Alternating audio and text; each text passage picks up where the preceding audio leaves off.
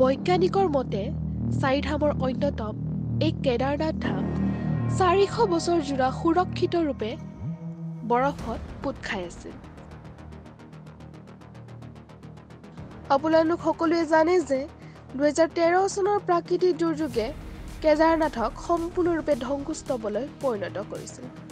হাজাৰ হাজাৰ মানুহৰ মৃত্যু হৈছিল, হাজাৰ হাজাৰ মানুহ গৃহহাৰা হৈ পৰিছিল। কিন্তু আচৰিত কথা এইটো যে এই প্ৰাকৃতিক দুৰ্যোগে কেদাৰনাথ মন্দিৰৰ কোনো ধৰণৰ ক্ষয় ক্ষতি কৰিব পৰা নাছিল। কিন্তু বৈজ্ঞানিকসকলে নিজৰ অধ্যয়নৰ ওপৰত ভিত্তি কৰি কৈছিল যে এয়া কোনো আচৰিত কথা নহয়, কিয়নো 1300-1400 শতিকা পৰ্যন্ত এই কেদাৰনাথ মন্দিৰ বৰফৰ মাজতেই পোত খাই আছে।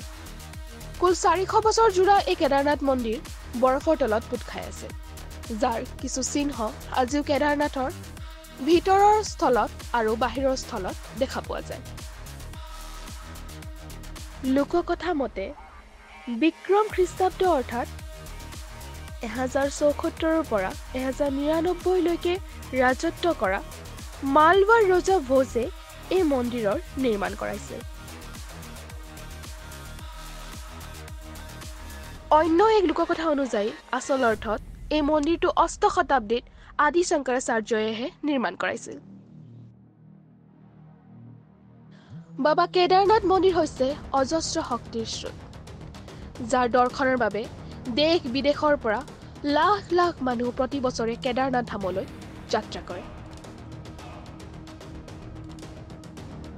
কোৱা হয় যে বাবা কেদাৰনাথলৈ যোৱা ভক্তগণ কেতিয়াও খালী হাতে ঘূৰি নাহে।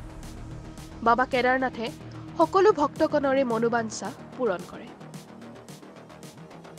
তদুপৰি বাদিয়া ইনষ্টিটিউচনৰ বৈজ্ঞানিকসকলে কেদাৰনাথ ধামৰ লাইকোমেট্ৰিক ডেটিঙো কৰিছিল।